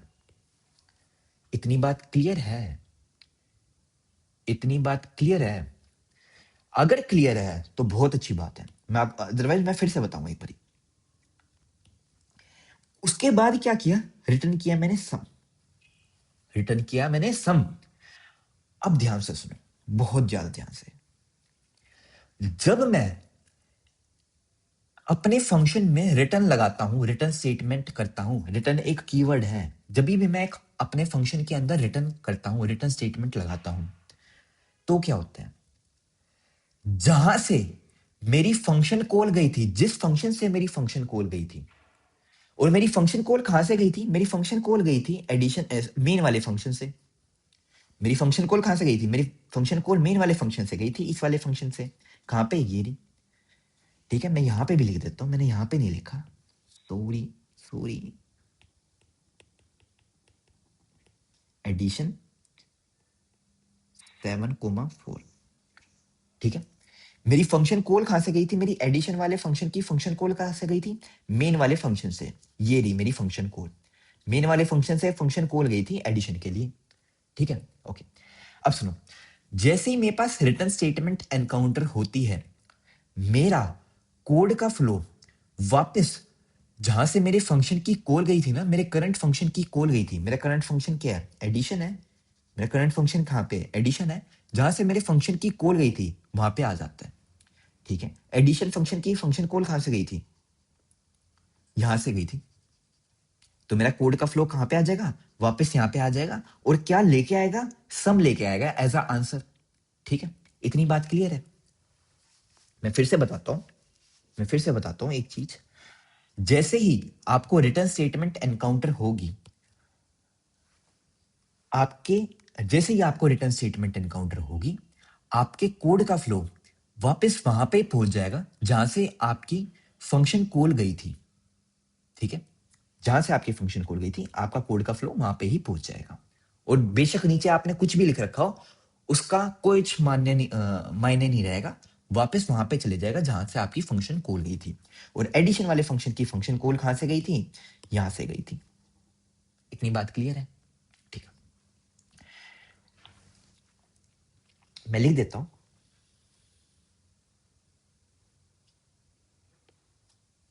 यहां पे लिख देता हूं। जैसे ही आपके पास फंक्शन कॉल जाती है, जैसे ही आपके पास, सॉरी, जैसे ही आपके पास, मैं लिखता हूं, जैसे ही फंक्शन कॉल जाती है,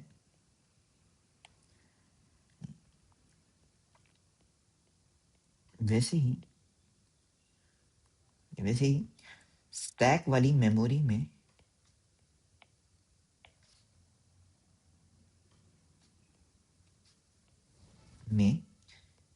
एक नया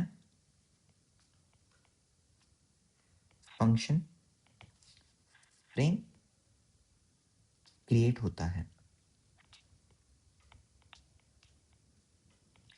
जैसे ही मेरी एक फंक्शन कॉल गई, मेरे पास स्टैक वाली मेमोरी में एक नया फंक्शन फ्रेम क्रिएट हुआ on the top of the stack.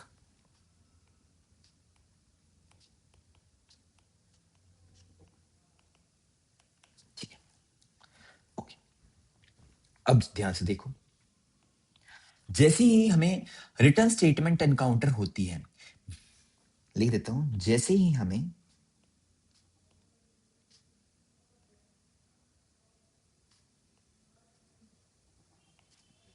Return statement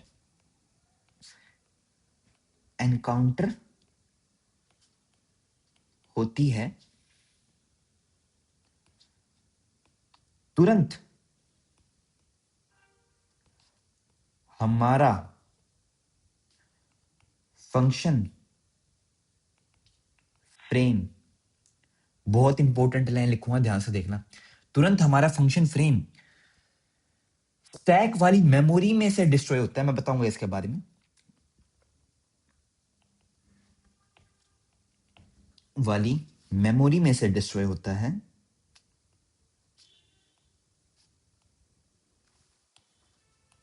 में से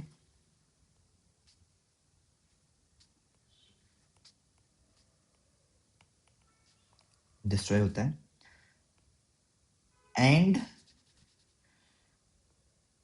कोड का फ्लो वापस उधर आ जाता है जहां से फंक्शन कॉल गई थी। ये इंग्लिश प्लस हिंदी में लिख दिया है। ठीक है, nice nice nice nice. Okay, अब ध्यान से सुनो, देखो ध्यान से सुनना। देखो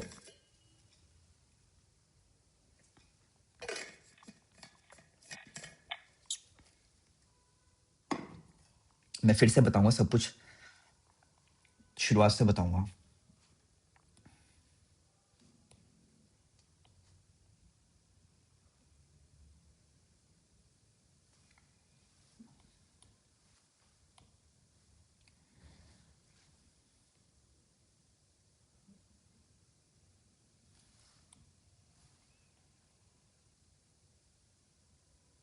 ओके ओके, देखो ध्यान से सुनना।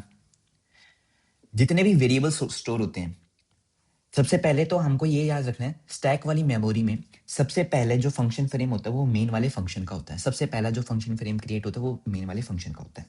ठीक है, ये हो गया मेरे पास मेन वाले फंक्शन का फंक्शन फ्रेम। जितने भी वेरिएबल्स स्टोर होते हैं, x is equal to 10, y is equal to 20, वो सारे के सारे स्टैक वाली मेमोरी में स्टोर होते हैं। अब यहाँ पे जो कमेंट रखे थे उनको तो भूल जाओ, आप जो कमेंट लिख रखे थे उनको तो भूल जाओ। अब आओ इस चीज पे, जैसे ही एक फंक्शन फ्रेम की, जैसे ही एक कॉल जाती है, फंक्शन कॉल जाती है, तो क्या होता है, जैसे एक फंक्शन कॉल जाएगी तो स्टैक वाली मेमोरी में एक नया फंक्शन फ्रेम क्रिएट होगा। जैसे ही एक फंक्शन कॉल जाती है, जैसे एक फंक्शन कॉल जाती है, वैसे ही स्टैक वाली मेमोरी में एक नया फंक्शन फ्रेम क्रिएट होगा on the top of the stack. कहां पे क्रिएट होगा? On the top of the stack. एक फंक्शन कॉल गई और फंक्शन कॉल जाते ही, इस फंक्शन कॉल के जाते ही स्टैक वाली मेमोरी में एक नया फंक्शन फ्रेम क्रिएट हुआ, और कहां पे क्रिएट हुआ? On the top of the stack. ठीक है, ठीक है, 7,4 एक नया फंक्शन फ्रेम क्रिएट किया on the top of the stack. ठीक है, अब मेरे कोड का फ्लो कहां पे आ गया? अब मेरे कोड का फ्लो आ गया यहां पे। ठीक है, अब मैं कहूंगा num1 के अंदर आया 7 और num2 के अंदर आया मेरे पास 4। ठीक है, मैं लिख देता हूं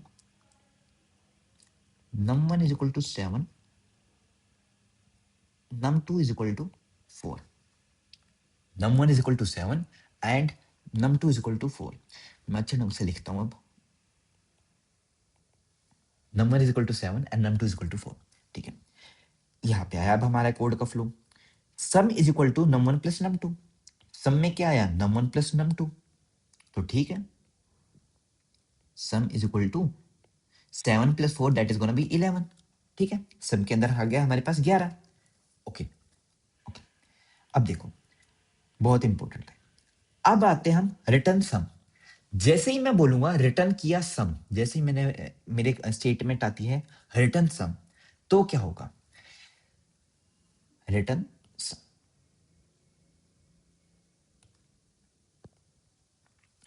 जैसे ही आपको एक फंक्शन के अंदर रिटर्न स्टेटमेंट एनकाउंटर हो जाती है, ऑन द स्पॉट तुरंत वो फंक्शन फ्रेम स्टैक वाली मेमोरी में से डिस्ट्रॉय होएगा। वो फंक्शन फ्रेम स्टैक वाली मेमोरी में से डिस्ट्रॉय होगा और उसका आंसर कहां पे आएगा? यहां पे आ जाएगा। ये वाली फंक्शन कॉल उसका आंसर लेके आ जाएगी। ठीक है, कोड का फ्लो वापस वहां पे ही आ जाएगा जहां से इस वाले फंक्शन की कॉल गई थी। इस वाले फंक्शन की कॉल कहां से गई थी? इधर से गई थी इस वाले फंक्शन की कॉल। ठीक है, तो वापस वहां पे ही आ जाएगा कोड का फ्लो। मैं फिर से बोलता हूं, जैसे ही हमारा रिटर्न स्टेटमेंट एनकाउंटर होती है, तुरंत हमारा फंक्शन फ्रेम स्टैक वाली मेमोरी इसमें से डिस्ट्रॉय होता है एंड कोड का फ्लो वापस उधर आ जाता है जहां से फंक्शन कॉल गई थी। ठीक है, तो हमारे कोड का फ्लो कहां पे आ जाएगा? इधर आ जाएगा। क्यों? क्योंकि हमारी फंक्शन कॉल यहां से ही गई थी।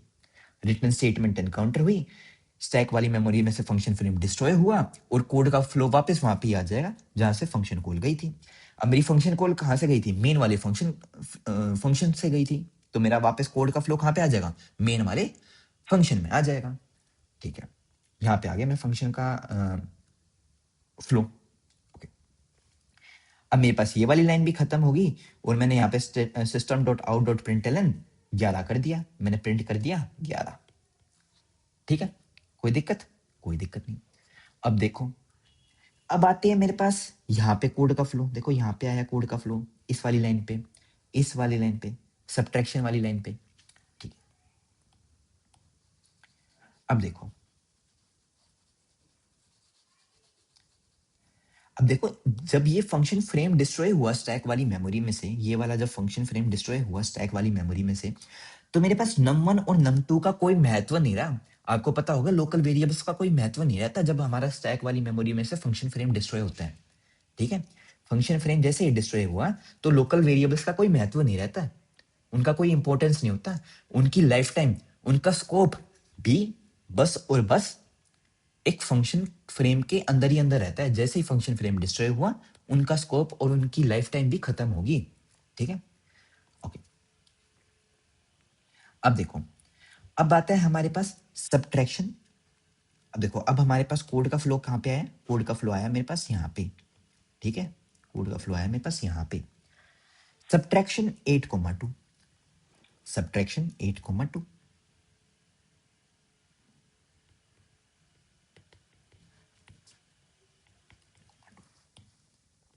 Okay, subtraction 8,2। अब जब मैं इस फंक्शन की को लगाऊंगा, सब्ट्रैक्शन वाले फंक्शन की फंक्शन को लगाऊंगा, जो कि मैंने यहाँ पे लगाई, तो हमको पता है जैसे ही हम एक फंक्शन की फंक्शन को लगाते हैं तो स्टैक वाली मेमोरी में मेमोरी एलोकेट हो जाती है। स्टैक वाली मेमोरी में मेमोरी एलोकेट हो जाती है, और कहाँ पे एलोकेट होती है? On the top of the stack. तो ठीक है, ये होगी हमारे पास memory allocate for the function frame. Subtraction वाले फंक्शन फ्रेम के लिए मेमोरी एलोकेट होगी, और कहाँ पे एलोकेट हुई? On the top of the stack. ठीक है, अब मैं बोलता हूं 8, num1 के अंदर आया 8। अब मैं बोलता हूं 8, num1 के अंदर आया 8। अब मैं बोलता हूं साथ के साथ 2, num2 के अंदर आया 2। तो num1 के अंदर आया 8 और num2 के अंदर आया 2। तो ठीक है, num1 के अंदर आया मेरे पास 8 और num2 के अंदर आया मेरे पास 2। ठीक है, अब मैं क्या बोलूंगा? int subtract is equal to num1 minus num2। तो ठीक है, 8 माइनस 2 क्या होता है? 4 होता है। तो सब्ट्रैक्ट वाले फंक्शन, सब्ट्रैक्ट वाले वेरिएबल में आंसर क्या आया? 6 आया, है ना? तो subtract is equal to 6। Okay, इतनी बात क्लियर है? अगर क्लियर है तो अगली चीज देखो, क्योंकि num1 माइनस num2, num1 में क्या है? 8 है, और num2 में क्या है? 2 है।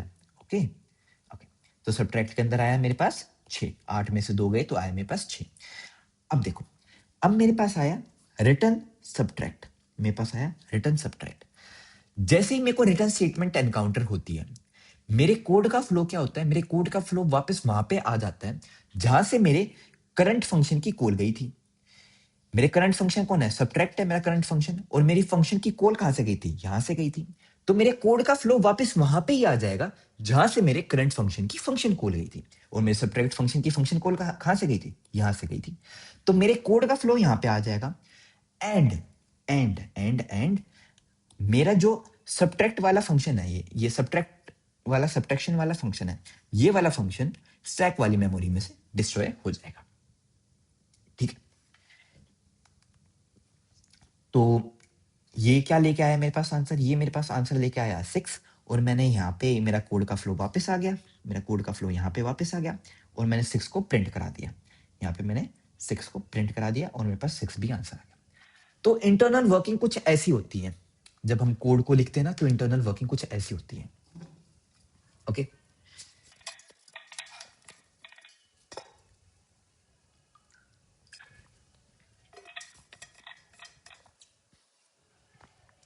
Okay, quite good.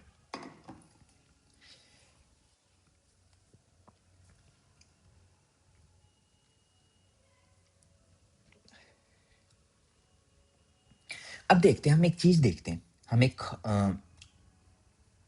Wait okay, अब हम एक चीज देखते हैं। ओके, एक सेकंड बस। अब हम थोड़ा सा एक अलग क्वेश्चन के ऊपर ड्राई रन करेंगे और ये क्वेश्चन से हमको बहुत सारी चीजें समझ आ जाएगी। ठीक है, क्वेश्चन कुछ ऐसा है, क्वेश्चन कुछ ऐसा है,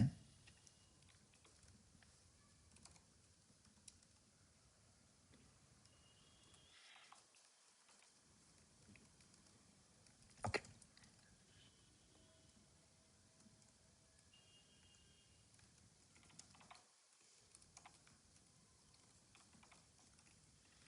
ओके। अब एक बारी आप इसको है ना अपने जहन में उतारने की कोशिश करो। ठीक है, इस क्वेश्चन को एक बारी जहन में उतारने की कोशिश करो कि ये क्वेश्चन क्या कह क्या रहा है। ओके, मैं एक बारी बताता हूँ, फिर भी मैं बताऊंगा आपको। एक सेकंड के लिए पॉज कीजिए एंड आप एक बारी इसको पता करने की कोशिश कीजिए क्वेश्चन क्या कह रहा है।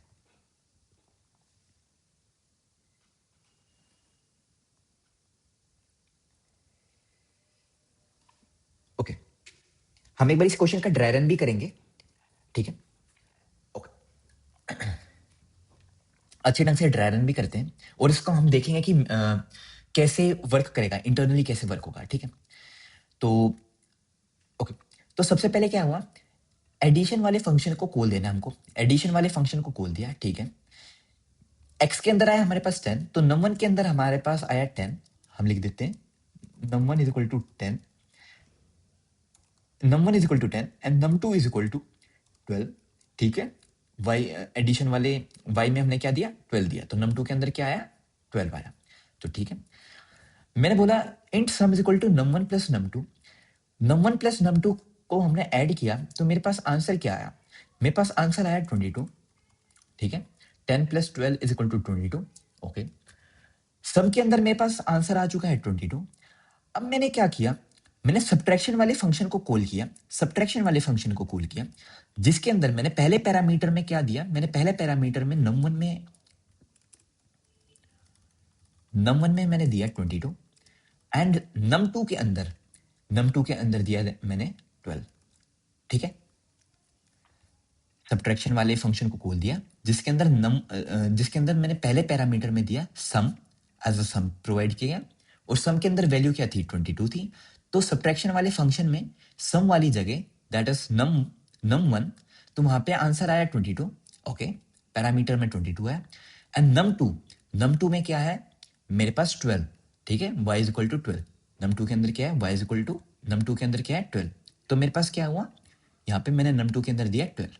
ओके, अब मैं क्या कहूंगा, अब मैं बोलूंगा int subtract is equal to num1 minus num2। तो 22 minus 12 that is gonna be 10 और मैं क्या करता हूँ, रिटर्न करता हूँ 10। ठीक, मैंने रिटर्न किया 10।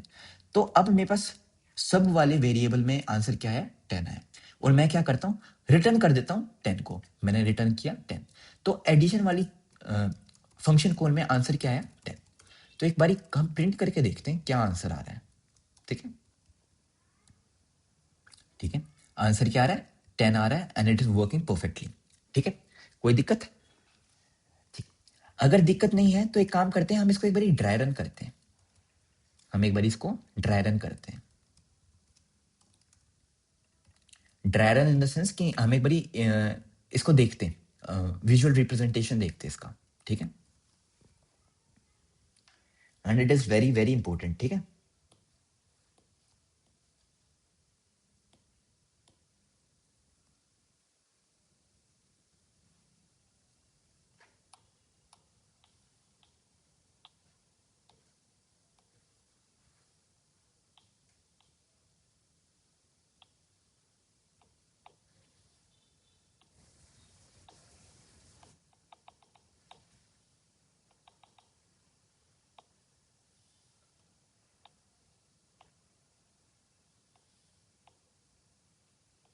और-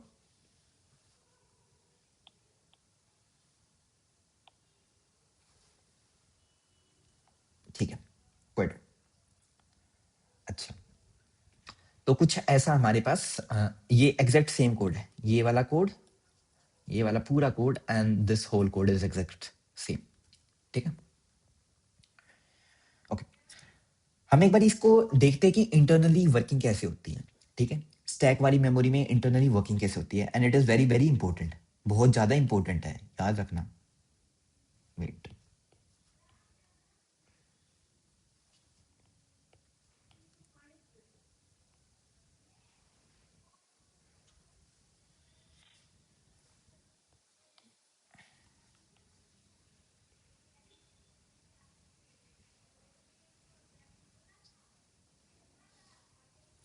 ये होगी हमारे पास स्टैक वाली मेमोरी।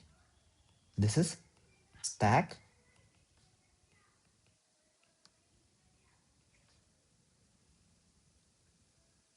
ये होगी हमारे पास स्टैक वाली मेमोरी। ओके, हमको पता है स्टैक वाली मेमोरी में सबसे पहली चीज आती है हमारे पास मेन वाला फंक्शन। फंक्शन फ्रेम सबसे पहले क्या होता है, मेन वाला फंक्शन फ्रेम होता है, ठीक है। जितने भी लोकल वेरिएबल्स होते हैं हमारे पास कहाँ पे स्टोर होते हैं, स्टैक वाली मेमोरी में स्टोर होते हैं। तो मैं बोलता हूँ x is equal to 10, y is equal to 12। कोई दिक्कत? कोई दिक्कत नहीं, ठीक है। अब मैं क्या करता हूँ, मेरे पास एक फंक्शन कॉल जा रही है, और किस फंक्शन कौन से फंक्शन की कॉल जा रही है, एडिशन वाले फंक्शन की फंक्शन कॉल जा रही है। और हमको पता है जब भी एक फंक्शन कॉल जाती है तो स्टैक वाली मेमोरी में एक नया फंक्शन फ्रेम क्रिएट होता है, और कहां पे क्रिएट होता है, on the top of the stack. तो हमारे पास यहाँ पे एक एडिशन वाले फंक्शन की कॉल जा रही है, फंक्शन कॉल जा रही है, तो क्या होगा, स्टैक वाली मेमोरी में एक नया फंक्शन फ्रेम क्रिएट होगा, और कहां पे क्रिएट होगा, on the top of the stack, ठीक है। ओके, तो मैंने यहां पे क्रिएट कर दिया है, मैंने यहां पे क्रिएट कर दिया है एडिशन वाला फंक्शन फ्रेम। ओके, मैं यहां पे भी लिख देता हूं। और अब देखो, एडिशन वाले फंक्शन की जब हमारे पास कॉल गई तो क्या क्या आर्ग्यूमेंट्स लेके गई थी, क्या क्या पैरामीटर्स लेके गई थी। एक x लेके गई थी, और x के अंदर वैल्यू क्या है, 10 है। और एक y लेके गई थी, और y के अंदर वैल्यू क्या है, 12 है, ठीक है। क्वाइट गुड, बहुत अच्छा। तो मेरे पास यहाँ पे नम वन में क्या रिसीव होगा, नम वन में रिसीव होगा मेरे पास, नम वन में रिसीव होगा मेरे पास, क्या रिसीव होगा, 10 रिसीव होगा। देखो नम वन में क्या रिसीव होगा, x की वैल्यू क्या है, 10 है, और y की वैल्यू क्या है, 12 है। तो यहाँ पे 10 आया, यहाँ पे 12 आया, तो मेरे पास यहाँ पे भी 10 आएगा, यहाँ पे भी 12 आएगा, ठीक है। नम टू में क्या रिसीव हुआ, 12 रिसीव हुआ, ठीक है। अब मेरा कोड का फ्लो आया यहाँ पे। अब मैं बोलता हूँ num one plus num two, 10 plus 12 is equal to 22। तो मेरे पास सम में क्या आ गया, 22 आ गया, okay. Sum is equal to 22, very good, कोई दिक्कत नहीं। अब देखो, अब ध्यान से सुनना, बहुत ज्यादा ध्यान से सुनना, ठीक है। अब देखो, अब आता है मेरा कोड का फ्लो यहां पे, मेरा कोड का फ्लो आता है यहां पे। और ये सब्ट्रैक्शन क्या है, सब्ट्रैक्शन एक फंक्शन कॉल है, ये एक पूरी फंक्शन कॉल है। और हमको पता है जब भी एक फंक्शन कॉल जाती है, जब भी एक फंक्शन कॉल जाती है, तो स्टैक वाली मेमोरी में एक नया फंक्शन फ्रेम क्रिएट होता है। ये चीज हमको पता है, जब भी एक फंक्शन कॉल जाती है तो स्टैक वाली मेमोरी में एक नया फंक्शन फ्रेम क्रिएट होता है। यहां पे किसकी फंक्शन कॉल गई, यहां पे गई सब्ट्रैक्शन वाले फंक्शन की फंक्शन कॉल गई। तो अब क्या होगा, एक नया फंक्शन फ्रेम क्रिएट होगा, और कहां पे क्रिएट होगा, स्टैक वाली मेमोरी में क्रिएट होगा। और किस नाम से क्रिएट होगा, सब्ट्रैक्शन नाम से क्रिएट होगा, ठीक है। ओके, ओके, सब्ट्रैक्शन नाम से क्रिएट होगा।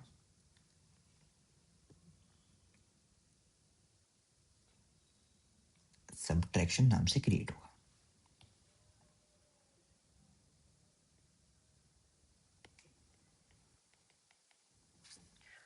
ठीक है। सब्ट्रैक्शन नाम से क्रिएट होगा, बढ़िया, बहुत बढ़िया। अब देखो, जैसे ही फंक्शन फ्रेम क्रिएट हुआ स्टैक वाली मेमोरी में, तो मेरा कोड का फ्लो कहां पे आ जाएगा, यहां पे आ जाएगा, ठीक है। सब्ट्रैक्शन में यहां पे लिख देता हूं, थोड़ा सा बाहर लिख रहा हूं मैं, 22, और नम टू में क्या आएगा, 12। ठीक है, थोड़ा सा बाहर हो गया क्योंकि बड़ा हो गया है। ठीक है, तो ठीक है, फंक्शन कॉल गई सब्ट्रैक्शन की। अब जैसे ही फंक्शन कॉल गई सब्ट्रैक्शन की, फंक्शन फ्रेम भी क्रिएट हो गया। अब देखो मेरे पास num1 में क्या आया, यहाँ पे मेरे पास यहाँ पे num1 में आया 22। क्यों, यहाँ पे भी 22 था। और num2 के अंदर क्या आया मेरे पास, num2 के अंदर मेरे पास आया, num2 के अंदर आया मेरे पास 12। ठीक है, अब मैं क्या करूंगा, मेरे पास वेरिएबल की बारी आई, मेरे पास सब्ट्रैक्ट वेरिएबल की बारी आई, जो कि इधर आया, मेरा कोड का फ्लो इधर आ गया। अब मैं बोलूंगा सब्ट्रैक्ट इज इक्वल टू 10। 22 में से 12 गए तो क्या आया, 10 आया ना। सब्ट्रैक्ट के अंदर क्या आ गया, 10 आ गया। इस वेरिएबल के अंदर क्या वैल्यू आई, 10 आई। और मैंने क्या किया, रिटर्न कर दिया सब्ट्रैक्ट, रिटर्न कर दिया सब्ट्रैक्ट। और आपको पता है जब भी आप रिटर्न करते हो, रिटर्न कर दिया सब्ट्रैक्ट, मतलब कि सब्ट्रैक्ट के अंदर क्या वैल्यू थी, 10 वैल्यू थी। आपने क्या रिटर्न कर दी, रिटर्न कर दी 10 वैल्यू। और आपको पता है जब भी आप रिटर्न स्टेटमेंट लिखते हो तो क्या होता है, जब भी आप रिटर्न स्टेटमेंट लिखते हो तो स्टैक वाली मेमोरी में से वो वाला फंक्शन फ्रेम डिस्ट्रॉय हो जाता है, और जहां से आपकी फंक्शन कॉल गई थी ये वाला फंक्शन फ्रेम हो जाएगा डिस्ट्रॉय, और जहां से आपकी फंक्शन कॉल गई थी वहां पे कोड का फ्लो आ जाएगा। तो सब्ट्रैक्शन वाला फंक्शन हो जाएगा स्टैक वाली मेमोरी में से डिस्ट्रॉय, और जहां से स्टैक वाली मेमोरी की स्टैक सब्ट्रैक्शन सॉरी जहां से सब्ट्रैक्शन वाले जैसे ही हम रिटर्न स्टेटमेंट लिखेंगे तो सब्ट्रैक्शन वाला फंक्शन हो जाएगा स्टैक वाली मेमोरी में से डिस्ट्रॉय, और जहां से सब्ट्रैक्शन वाले फंक्शन की फंक्शन कॉल गई थी, सब्ट्रैक्शन वाले फंक्शन की फंक्शन कॉल कहां से गई थी, इधर से गई थी, इधर से गई थी। सब्ट्रैक्शन वाले फंक्शन की कॉल कहां से गई थी, इधर से गई थी। ठीक है, इधर से गई थी। तो क्या होगा, जहां से सब्ट्रैक्शन वाले फंक्शन की फंक्शन कॉल गई थी वहां पे आ जाएगा हमारे कोड का फ्लो। ओके, अब मेरे कोड का फ्लो हो गया, आ गया यहाँ पे। तो अब ये क्या आंसर लेके आया, ये आंसर लेके आया 10। ठीक है, और ये वाला ये तो हो ही जाएगा स्टैक वाली मेमोरी में से डिस्ट्रॉय। ठीक है, जैसे ही रिटर्न स्टेटमेंट एनकाउंटर हुई हमको, तब मेरे पास आया 10। सब्ट्रैक्शन क्या आंसर लेके आया, ये चीज मेरे पास आंसर लेके आई 10। अब मैं बोलता हूं सब इज इक्वल टू 10, सब इज इक्वल टू 10, ये चीज इज इक्वल टू 10, सब इज इक्वल टू 10। ठीक है, ये चीज क्या आई, 10 लेके आई, ये वाली पूरी चीज 10 लेके आई, और सबके अंदर क्या गया, 10 आ गया। अब मैं कहता हूं रिटर्न सब, रिटर्न कर दो सबको। सब के अंदर क्या है, 10 है, और मैंने कह दिया रिटर्न सब। अब मैं सबको जब रिटर्न करता हूं, मेरे को पता है जैसे ही मैं रिटर्न करूंगा, रिटर्न सब, जैसे ही मैं सबको रिटर्न करूंगा तो क्या होगा, ऑन दी स्पॉट जैसे ही रिटर्न स्टेटमेंट एनकाउंटर होती है तो स्टैक वाली मेमोरी में से वो वाला फंक्शन फ्रेम हो जाता है डिस्ट्रॉय, और जहां से उस फंक्शन की कॉल गई थी, जहां से भी उस फंक्शन की कॉल गई थी कोड का फ्लो आ जाता है वहां पे। ठीक है, और एडिशन वाले फंक्शन की फंक्शन कॉल कहां से गई थी, इधर से गई थी, और यहां पे आ गया मेरे पास कोड का फ्लो। और ये आंसर क्या लेके आया, ये आंसर लेके आया मेरे पास 10। और अब मैं क्या करता हूं, मैं प्रिंट करा देता हूं इसको। मैंने क्या किया, system dot out dot print addition, और मैंने इस चीज को करा दिया प्रिंट, और आखिरी में आंसर आ गया हमारे पास 10। और जैसे ही मेरे पास ये कोड का काम कंप्लीट हुआ, जैसे मेरे मेन कोड का काम कंप्लीट हुआ, और मेन कोड भी हमारा मेमोरी में से डिस्ट्रॉय हो जाता है। ठीक है, और इसलिए हमारा प्रोग्राम टर्मिनेट हो जाता है। तो कुछ ऐसी इंटरनल वर्किंग होती है। आपको इसके ऊपर थोड़ा सा वर्क करना पड़ेगा, मैंने बता दिया ये चीज, आप जाइए थोड़ा सा इसके ऊपर वर्क करो। ये स्टैक ट्रेस ड्रॉ करो, ये पूरे को हम स्टैक ट्रेस बोलते हैं, इस चीज को ड्रॉ करो, अपनी कॉपी में ड्रॉ करो, और पता करो कि कैसे इंटरनल वर्किंग हो रही है, क्योंकि internal working is very very important. जब आप रिकर्जन पढ़ोगे, हम स्टैक मेमोरी पे ही काम करेंगे पूरे दिन, पूरे दिन स्टैक मेमोरी पे ही काम करेंगे, इस चीज के ऊपर काम करते रहेंगे पूरे दिन। ठीक है, तो इस चीज को जाके एक बार आप ड्रॉ करो अपने एंड से। तो ठीक है, आज की वीडियो में बस इतना ही। अगली वीडियो में हम रिकर्जन शुरू कर देंगे, हम रिकर्जन के बारे में बिल्कुल बेसिक से स्टार्ट करेंगे। आज बस मेरा मेन मोटिव ये था ये चीज़ पढ़ाने का कि ये चीज़ कैसे क्या होती क्या है ये चीज़, ठीक है। आज बस मेरा मेन मोटिव ये था। अगली क्लास से हम रिकर्जन के बारे में अच्छे ढंग से पढ़ेंगे। So have a nice day and keep revising.